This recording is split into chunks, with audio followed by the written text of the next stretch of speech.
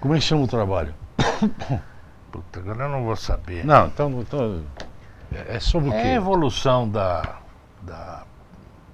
agropecuária paulista e as influências da lei florestal.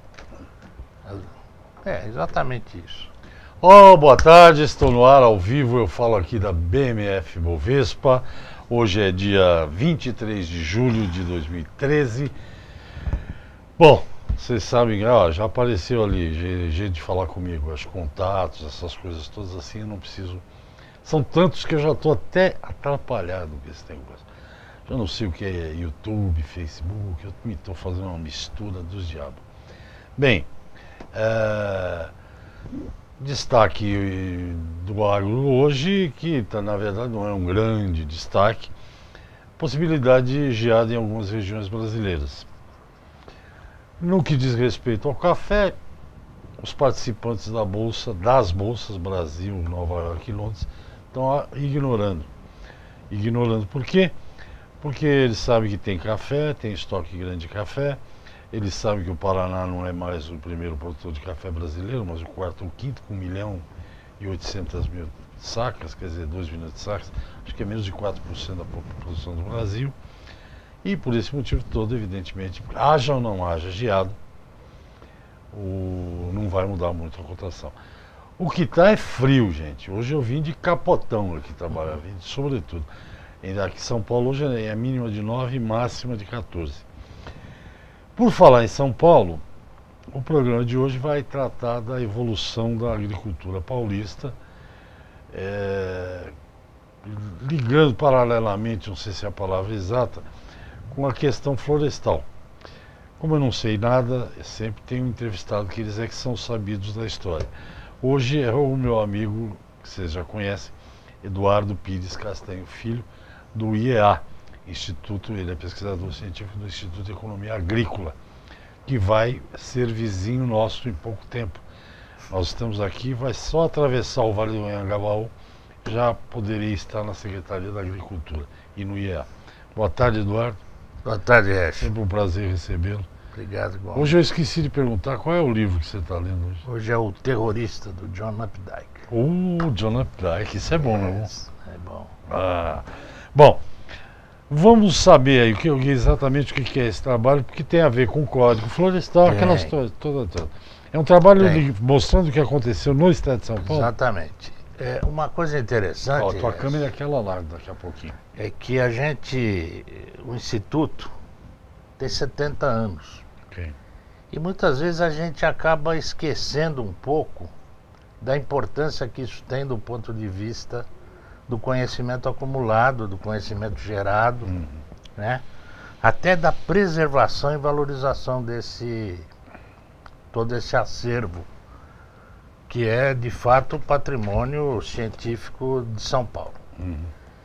Em função disso, nós vimos que nós temos uma série de trabalhos de pesquisa no IEA que, se devidamente organizados, dão ensejo a você ter interpretações interessantes e novas de fenômenos que ocorrem há muito tempo.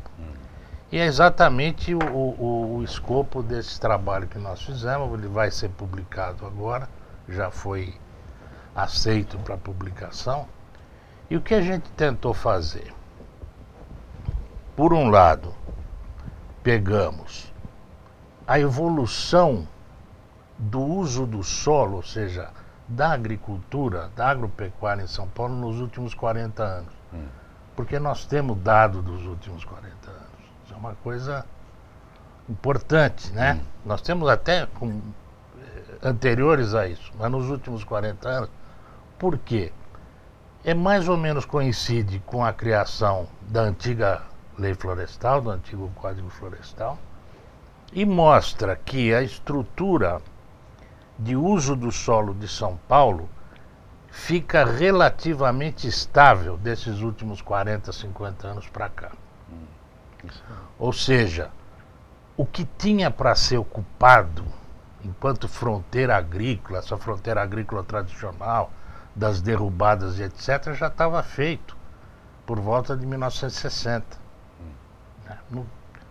bem ou mal, certo ou errado, ambientalmente degradante ou não, era isso que estava feito. O que acontece de 60, 70 para cá é uma modificação do uso desse solo.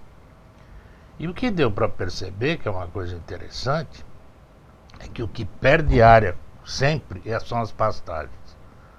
São Paulo chegou a ter quase 12 milhões de hectares de pastagem há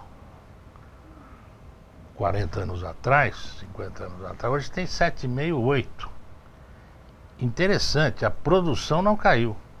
Ou seja, você foi incorporando tecnologia nas pastagens e ao mesmo tempo elas, como uma nova fronteira, cedendo área para culturas que agregam mais valor.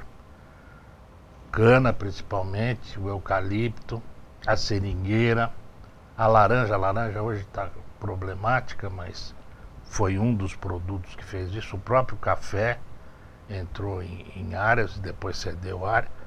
Ou seja, a dinâmica da agricultura paulista é muito rica. E mostra o quê, Resch? Por que o Código Florestal não deu certo em São Paulo? Porque não tinha como dar mesmo. Quando ele foi feito, o que tinha que ser desmatado, ou que foi desmatado, já estava feito, né? Você não teria nenhuma outra reserva ou alguém que vá querer desmatar. Pelo contrário, você fazendo esse acompanhamento, você vê que outra área que cresce é a de florestas. Isso eu ia te perguntar, porque você já me falou que nos últimos anos tem subido. Isso tem a ver, nós vamos no intervalinho, já voltamos. Isso tem a ver com uma outra entrevista que eu fiz aqui recentemente. Por que a agricultura de São Paulo, você pode comentar tudo isso depois, por que a agricultura de São Paulo é diferente da agricultura dos outros estados? E essencialmente porque São Paulo tem uma estrutura de pesquisa de fazer inveja, entendeu? Claro. Você tem, o IEA é um exemplo, você tem o IAC, você tem florestal, biológico, o de pesca. E, por exemplo, o IAC é 100 e tantos anos, o zootecnia é 70. É por isso que a agricultura, sem pesquisa, você não evolui. Não, mais ou menos por aí, né? Exatamente. Acho que você já comenta já. Eu converso com o Eduardo Pires Castanho Filho, pesquisador científico do IEA. O e-mail eu estou impressionado porque ele é mais internautico que eu, cara. Ele já sabe os endereços para ver umas coisas. O e-mail dele é castanho@iea.sp.gov.br. Eu acho que a Marcia e o Roberto vão por aí. Vamos ao intervalo, a gente volta já. Até já.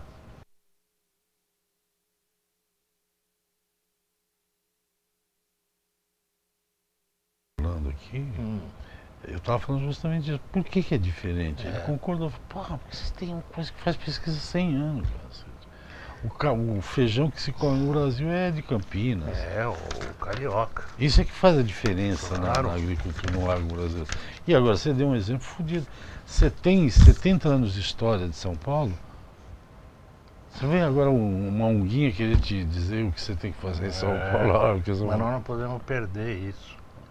Um dos meus medos com essa mudança é que você perca muito disso. Ok, eu estou de volta. Claro que eu estava conversando com o Castanho. Então, antes do intervalo, falando da importância da pesquisa aqui em São Paulo, que realmente é. E o Castanho falou, por exemplo, que na questão florestal, ele estava falando quando eu interrompi, que ao contrário, São Paulo tem aumentado a área de floresta. É isso mesmo? Exatamente. Tanto de florestas plantadas como de florestas chamadas florestas nativas naturais, né? Porque primeiro pela questão da legislação, pela questão da conscientização, etc. Mas segundo, porque não é econômico você cultivar em determinadas condições. Você vê a própria cana agora com a questão da não ter mais a queima, né? Os lugares mais pendentes você não vai poder mais ter cana. Você vai ter que ter algum substituto para isso. Normalmente a floresta se encaixa bem nisso. Agora, voltando àquilo que você falou, Resch, da questão da agricultura paulista, ela tem de fato essa essa pujança e essa capacidade de mudança em função muito do conhecimento científico que foi gerado aqui. Quer dizer, as estruturas de pesquisa científica na área agrícola de São Paulo têm mais de 100 anos, mas também pelo seguinte: São Paulo tem uma condição natural de produção que é raríssimo no mundo você ter isso. Nós temos, você pegando os solos do estado de São Paulo, 60% deles são aptos a você ter uma atividade agropecuária. Quando isso no mundo, a média é 30. Entendeu? Quer dizer, é uma coisa fantástica que você tenha isso. Por isso é que você fazer uma lei, como é a lei florestal, que tenta limitar em porcentagens, não leva a nada. Ela é tecnicamente errada. Uma das razões é essa. Existem lugares que provavelmente nós vamos chegar onde 20% dos solos são apropriados a atividades agropecuárias. São Paulo tem 60%, São Paulo e Paraná. Paraná também é fantástico. Por que não aproveitar essa condição natural? Entendeu? Então são dois fatores, entre outros, são dois fatores que levam São Paulo e Paraná também a ter uma agricultura diferenciada com relação ao resto do Brasil. O Paraná faz tempo que eu não vou, mas o estado do Paraná, o interior, é espetacular. Espetacular. Porque é tudo meio plano, é uma área muito própria para isso, para a agricultura. Exatamente. Qual a ideia do trabalho? O que vocês pretendem? Nós vimos isso, porque primeiro entender como é que a agricultura está funcionando. Aí depois ver assim, como é que esta nova lei florestal, que todo mundo diz que dessa vez vai, porque até agora não foi. Não foi pelas razões que eu lhe disse, quer dizer, ela foi feita numa época onde já não tinha, os preceitos dela não tinham mais como ser aplicados. Como é que isto ia impactar esse setor? Que é um setor que tem mudanças. A gente imagina, por exemplo, que essas três culturas que eu falei para você, a cana, o eucalipto e a seringueira, vão ser as culturas de expansão para os próximos 10, 15, 20 anos.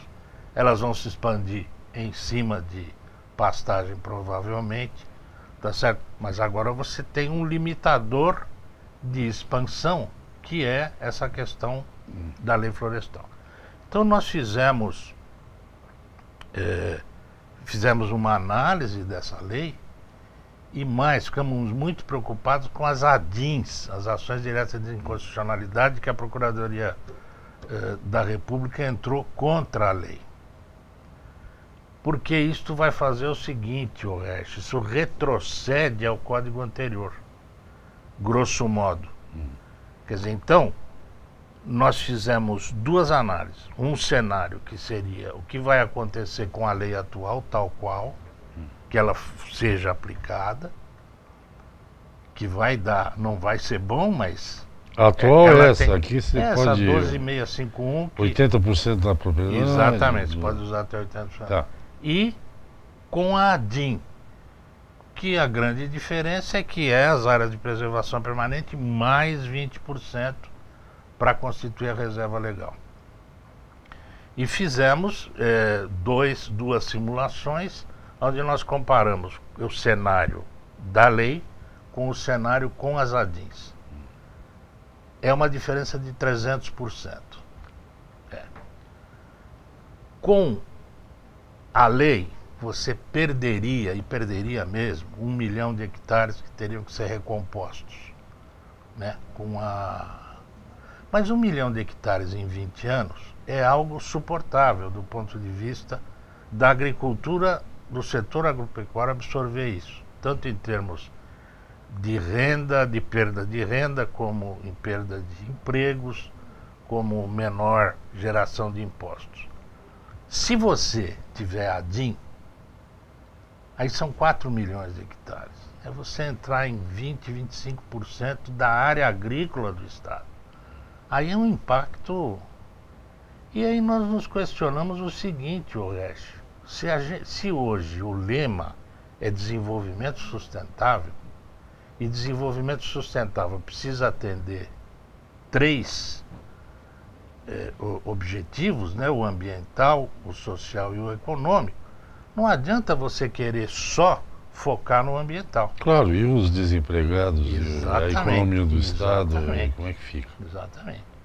E você sabendo, até você se referiu ao Sidney, o Sidney tinha um trabalho onde ele tem um multiplicador da agricultura. Ele falou que cada R$ 1 gasto na agricultura, gerado pela agricultura, significam R$ 12 na economia. Dá 40% da economia paulista, porque a agricultura paulista é forte, não é pelos belos olhos da conta que ele fez, mas é isso mesmo. Então você veja o impacto que tem você reduzir em 20% ou 25% essa renda. É uma coisa bárbara. Eu acho que não passa, né? São Paulo, se isso rolar, eu acho que a gente vai formar o partido separatista mesmo, porque aí não dá. Você querer acabar com a economia do estado como São Paulo é inviável. Eles vão ter que mudar de ideia, porque não dá. Esse trabalho que você falou do Zé, eu tenho também. Você acho tem? Que eu li. Aliás, agora eu encontrei uma tese dele que saiu em livro grande. Psicomoformose, uma palavra que só o Sidney Vamos no intervalo, então? Então vamos, eu converso com o Eduardo Pires Castanho Filho. Eduardo o principal trabalho que ele faz no IEA é com essa área de florestas, de madeira e tem custo, tudo isso. Eu recebo todo mês, né? Isso. Se quiser informação, o e-mail dele é castanho@iea.sp.gov.br. Outro intervalo, a gente já volta para concluir o programa. Até já.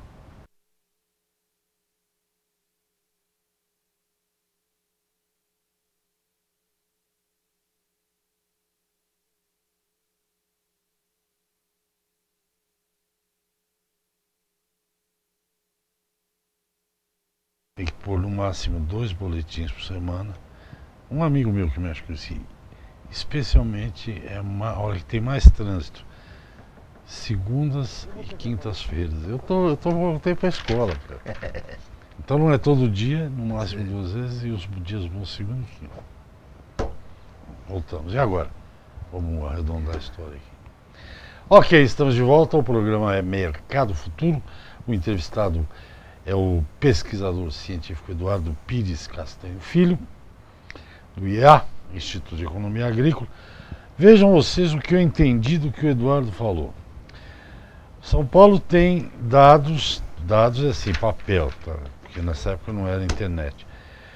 Praticamente de 50, 60 anos sobre a situação florestal e da agricultura do estado de São Paulo. 60 anos depois, a agricultura paulista mudou muito, que eu já até escrevi artigo. O café, por exemplo, falando da cultura itinerante. Isso. O café veio pelo Pará, aí foi para o Paraná, agora já está no Cerrado Mineiro. Isso. Eles andam, né? Bahia, a cultura anda. É verdade.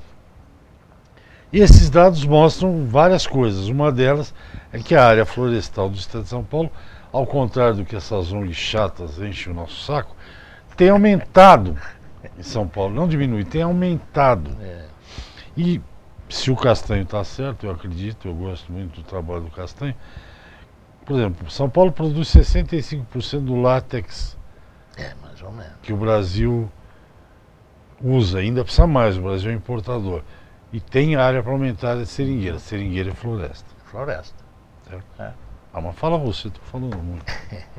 Não, pois é, Regis, isso daí é outra crítica que a gente faz ao código, que é um código florestal, que esqueceu de definir floresta. Ninguém sabe o que é. Agora o governo está querendo definir o que é cerveja. Sabia disso? Você viu isso? Só essa semana no valor.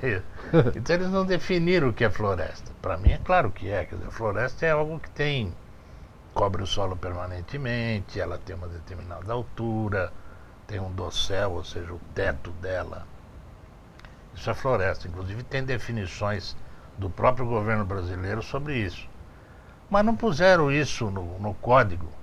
Então fica todo mundo sem saber se é floresta ou não. Se você considerar tudo isso, que seringueira é floresta, que eucalipto é floresta, claro que é, pinos é floresta, tudo que você planta, mais as nativas. São Paulo está com 5,7 milhões de hectares de floresta, é bastante, é mais do que 20% da área estadual. Ou seja, se você quisesse fazer uma política pública, era só você considerar também as áreas do governo do estado como participando desta questão das reservas florestais, você já tinha suprido as necessidades. Como não está definido, fica essa brigaiada. É floresta, a seringueira é, mas ela é nativa ou não? Ela chama Hevea brasiliensis. É nativa. Mas ela não é nativa. Ah, não é? Não é considerada nativa em São Paulo. Porque ela é nativa lá da região amazônica. Bom, não precisa de passaporte Pois é, para vir de lá para professor, cá. mas Por enquanto, hein? Então, mas o que é que se quer com a floresta? Nem isso. A lei fez tanta coisa, esqueceu de definir essas coisas básicas, né? E diz que você precisa de floresta para constituir uma reserva legal, porque ela tem lá que recuperar os processos ecológicos. Nesse trabalho, eu mostro como é uma coisa complicada e sofisticada do ponto de vista técnico você montar uma unidade de conservação. Não é assim 20% da tua propriedade e estamos conversando. Não, isso é um negócio que requer equipes multidisciplinares, você analisar as espécies-chave, as espécies topo de cadeia, qual é a área mínima de cada um, para você conseguir determinar a forma e o tamanho de uma reserva que cumpra mais ou menos o que o código quer que cada propriedade faça no tapa. Quer dizer, até eu acho uma irresponsabilidade técnica e científica as pessoas que continuam advogando que você tenha que ter 20% de cada propriedade. Entendeu? Eu acho que isso tinha que ser política pública, o Estado tinha que assumir isso, fazer isso nos locais onde isso de fato venha a ter uma importância ambiental e não desse jeito que está sendo feito. Isso vai virar multa para um monte de pequeno e médio produtor, que o que eles vão fazer? Vão entregar isso para os grandes. Quer dizer, então a lei que queria proteger os pequenos vai fazer o contrário. Ela vai acelerar a concentração da propriedade. O estudioso aqui do assunto é você, mas eu acho o seguinte, eu acho que enquanto não tirar a emoção dessa discussão, só vai continuar atrás. Exatamente. Ó, eu tenho duas coisas interessantes. Eu não sou um devastador, não é meu estilo, eu planto árvores, né? Não assim tecnicamente como você fala. Dois fatos aconteceram comigo nessa longa vida jornalística. Primeiro, eu estava viajando com um francês, especialista naquela onça naquele cervo pantaneiro. Sim. Quando foi ter uma hidrelétrica lá que... Você sabe como eu sou, né? A gente não almoçamos junto, mas a gente vai almoçar um dia. Eu levei o francesinho, como eu falo francês, levei o francesinho de noite para relaxar um pouco e tal. Aí o francesinho me contou. Não, eu falo que salvamos apenas 300 cervos pantaneiros, porque senão os caçadores vêm e matam, mas com certeza tem mais de 3.500. Você vê, é uma diferença de 300 para 3.500. Eu até entendo, eu acho que também não pode dar moleza para quem gosta de caçar. Outra história que eu vou falar, espero que não seja mal interpretado aqui. Outro dia eu estava andando de helicóptero com um pessoal de... Com Sérgio Cabral ou não? Não, nada de governo, para com isso. Aí, você sabe que a cidade de São Paulo, que é um monstro, mas você deve estudar. São Paulo, aqui nessa área que nós estamos, tem parque para mais de metro. Mas não pode falar, porque senão o cara vai lá e corta. Você tem Parque do Carmo, Parque do Ibirapuera, Parque Vila Lobos, Parque... E você que é um técnico, tecnicamente, tudo bem que com tantos milhões de caminhão não adianta. né? Mas tecnicamente é boa Claro que a quantidade de parques que tem numa cidade como... ainda não é o suficiente, Sim. Mas de fato São Paulo Eu acho que o ideal agora não é o parque, é parar de pôr carro, né? Claro. Não, é fazer inverso. E o fazer metrô. O problema ambiental no Brasil está nas cidades, não está no campo, entendeu? Claro. A questão do lixo, e do esgoto, meu Deus do céu, quando é que vamos resolver isso? O cara fica preocupado se você tem 20% da sua propriedade com árvore nativa, sem saber muito direito para que aquilo. Isso você sabe melhor do que eu, não é a sua especialidade. Mas um desses amigos da gente comum aí foi num evento desse e falou: o problema não sou eu que sou agricultor, o problema é as toneladas, ele falou, de titica que você joga no Tietê, no Pinheiros. O rio lá na minha fazenda não tem isso, não né? Não tem isso, exatamente. Tem que inverter a posição mesmo. Tem que inverter um pouco o raciocínio. Para a gente concluir, você acha que esse código, tal como está, tem algum futuro? Você que é um técnico? Olha, ele não vai ser aplicável, é a minha opinião. O que eu acho que ele vai gerar muita multa, vai virar uma perseguição, principalmente de pequeno e médio, que tem pouca condição de se defender. Este mês já saiu, já está no site da Secretaria do Meio Ambiente, o cadastramento. O CAR. Só que tem uma coisa interessante que eu não consegui que ninguém me decifrasse. A hora que você entra nele para se cadastrar, tem escrito em vermelho que eles estão aguardando uma manifestação da ministra. Porque só a hora que a ministra disser agora o CAR está valendo, é que isto vale. Mas está uma coisa, como é que se diz? Você não consegue saber direito. Se você faz esse cadastro, independentemente do governo federal, ou se você tem que esperar de fato Isabela. O governo federal dizer que sim, porque aí os convênios que existem dos estados com o governo federal passam a funcionar. Agora, é o primeiro passo da lei. Tá certo, Veste?